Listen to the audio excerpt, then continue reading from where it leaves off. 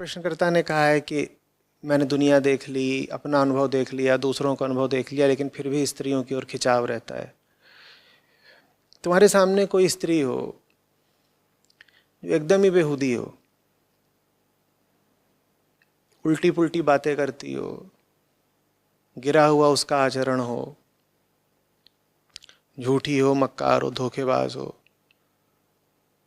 हिंसक हो, तो भी क्या तुम उसकी ओर आकर्षित होते हो? बोलो। नहीं होते ना। माने सब स्त्रियों की ओर तो तुम आकर्षित नहीं हो जाते, कुछ तो तुम उसका गुण और ज्ञान भी देखते हो ना। अच्छा, और आगे का उदाहरण ले लो। बड़ी खूबसूरत स्त्री हो,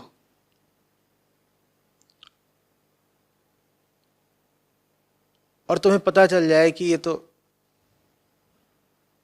खून पीती है, आकर्षित होगे उसकी ओर? अरे भाई, कितनी ही ये जो भूतिया फिल्में बनती हैं, उसमें जो भूतनी होती है वो बला की खूबसूरत होती है, जबरदस्त।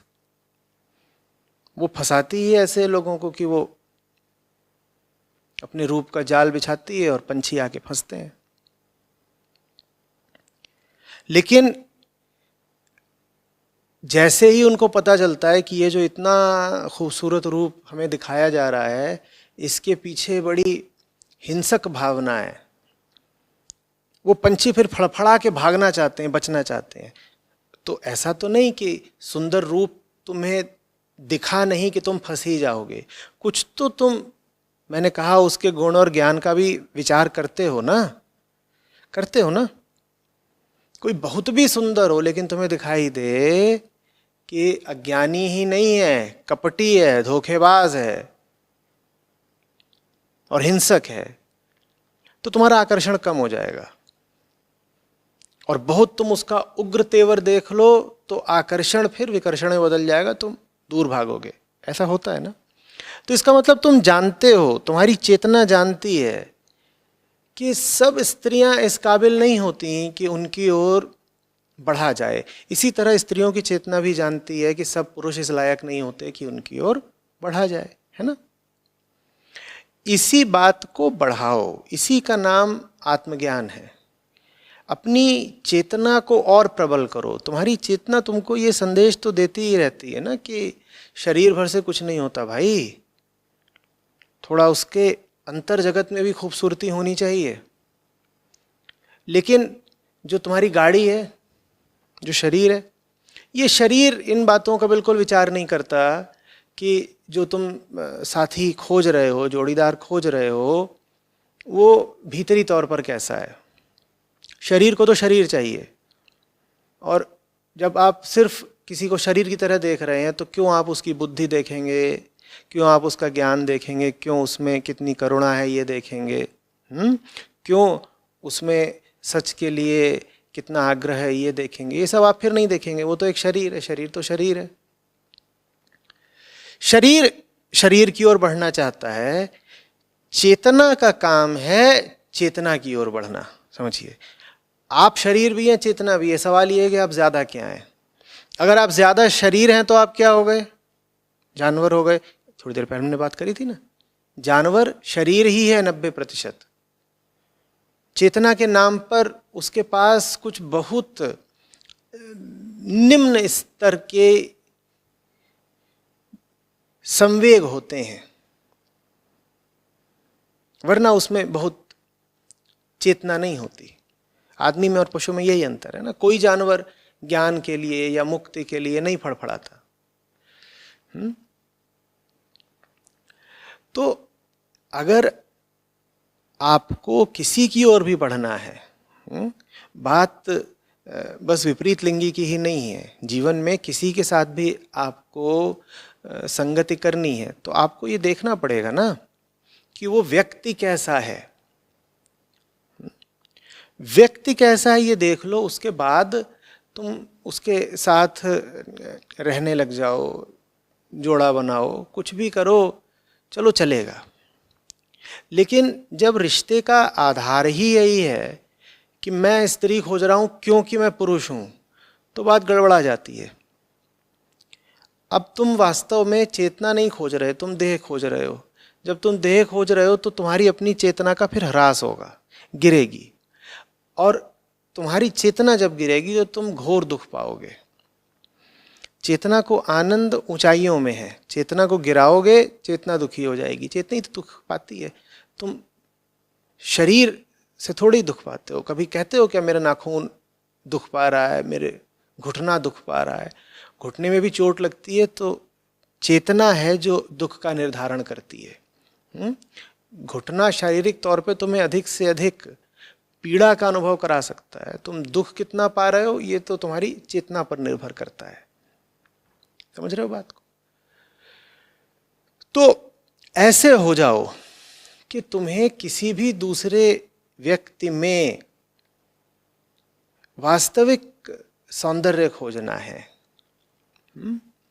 सच्चाई खोजनी है, करुणा खोजनी है, बोध खोजना है। इसके बाद अगर वो व्यक्ति स्त्री है तो स्त्री भली, पुरुष है तो पुरुष भला,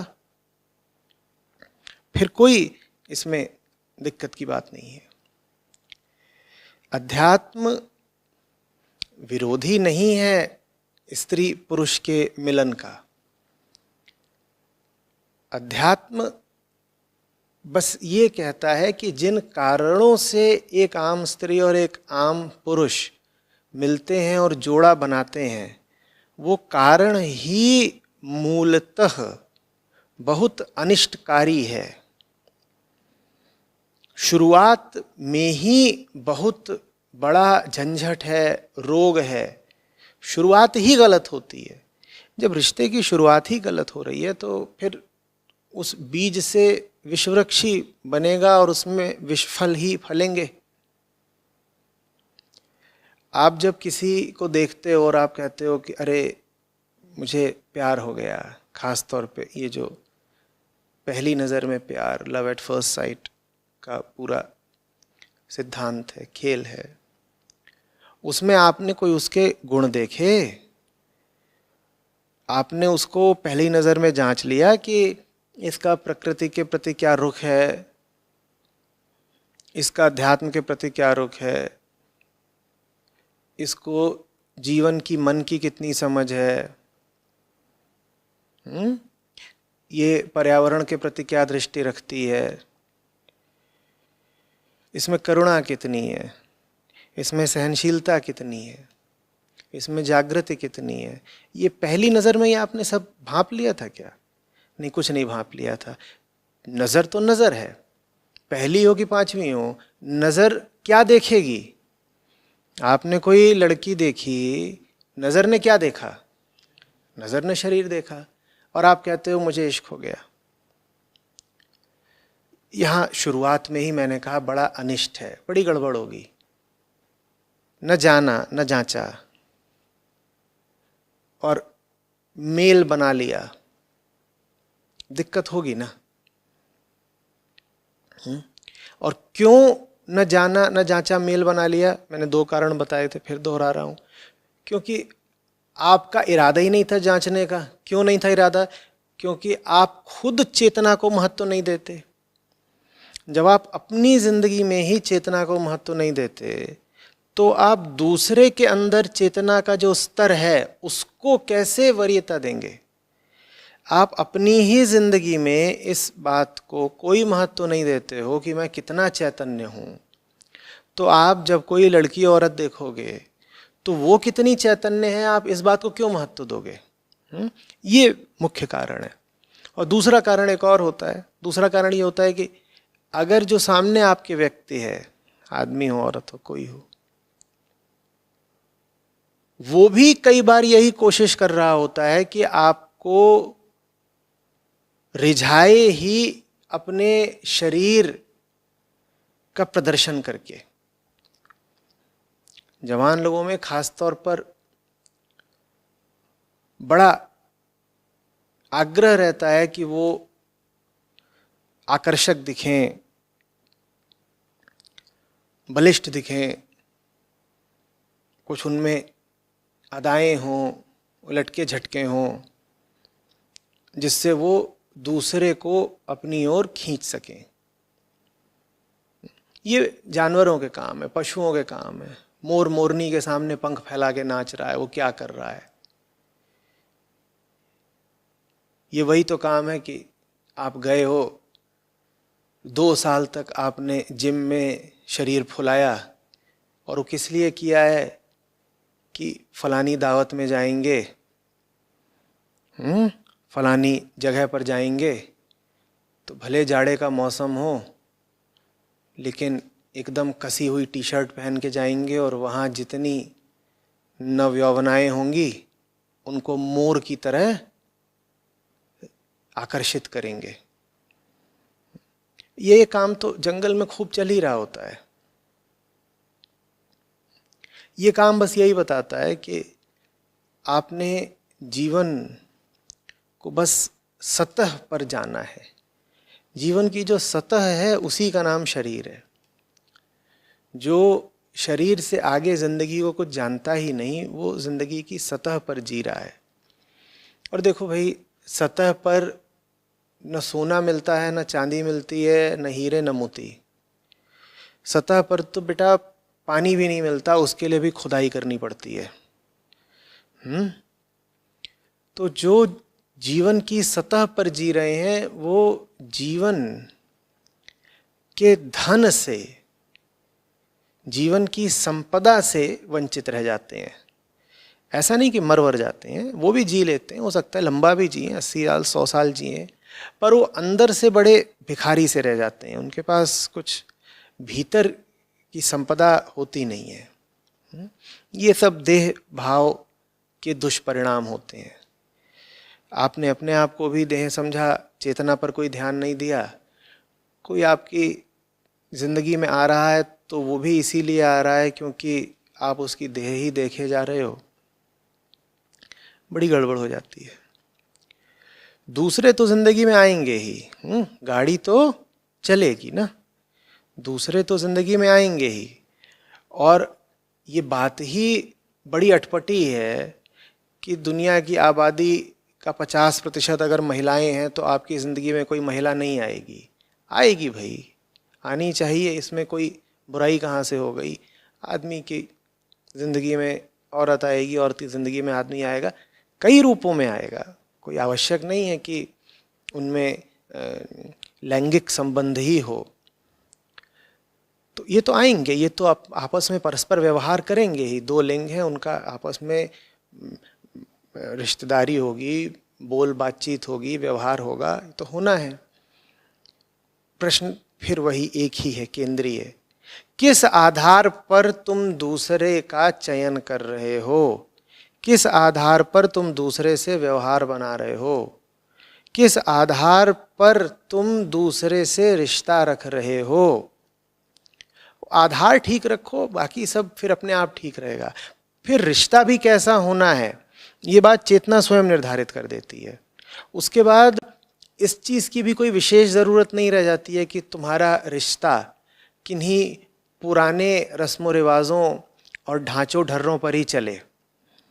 चेतना ही तय कर देगी कि तुम्हें कैसा रिश्ता बनाना है।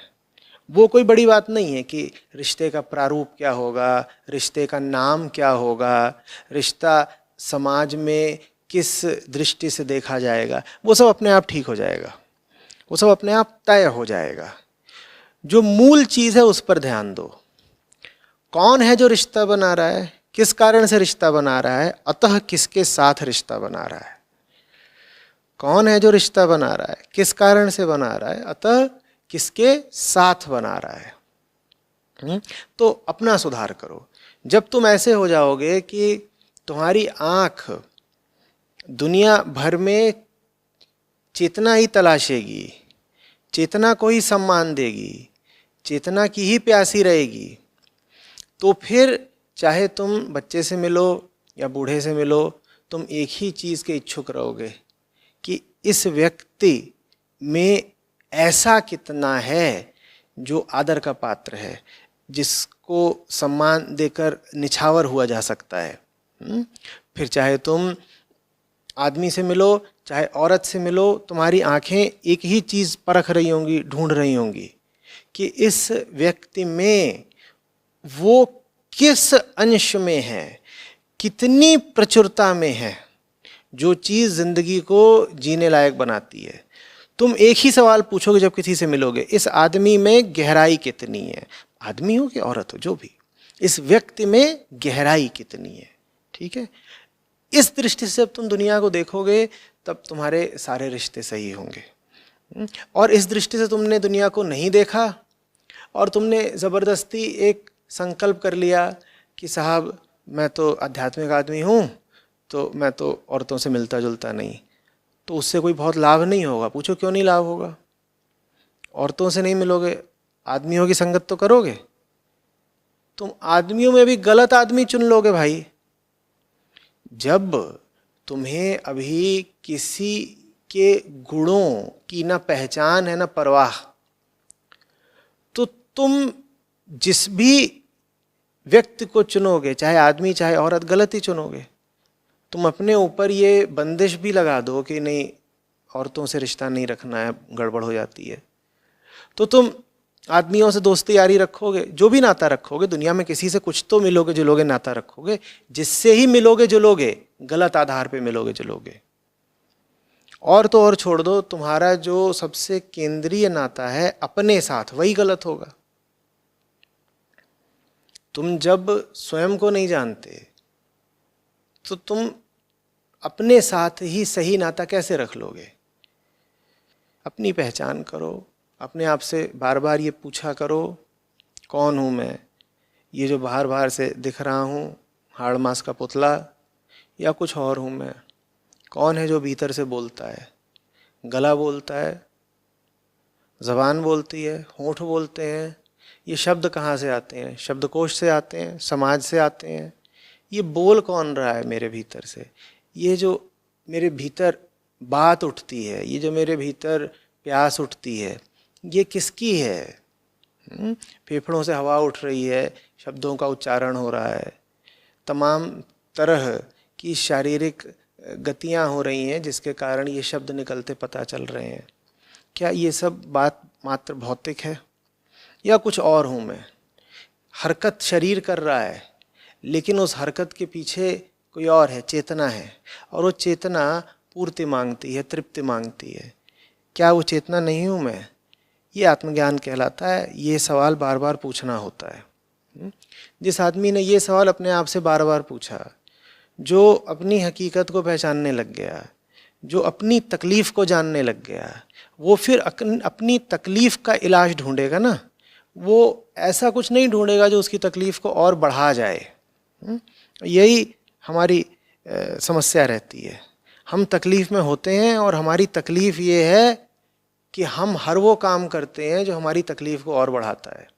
ख़ास तौर पर तकलीफ़ मिटाने के लिए हम जितने काम करते हैं वही तकलीफ़ को और बढ़ा जाते हैं। ये सब क्यों होता है? क्योंकि हमने कभी इस बात पर मेहनत ही नहीं की, ध्यान ही नहीं दिया कि पहले खुद को जानो। आंखें बाहर देखती रहीं, शरीर की सारी व्यवस्था, सारा व्यवहार बहिर्गामी है, फिर बाहर जो कुछ मिला वही पकड़ लिया और फिर जीवन भर के लिए परेशान होते गए, तमाम तरीके के लफड़े अपने लिए पैदा कर लिए। और फिर क्या है, ज़िंदगी छोटी सी है, तुम अपने लिए झंझट पैदा कर लो, उन झंझटों से निपटने में ही कट जाती है, नहीं पता चलता। ऐसी ज़िंदगी नहीं बितानी है, होशियार रहो।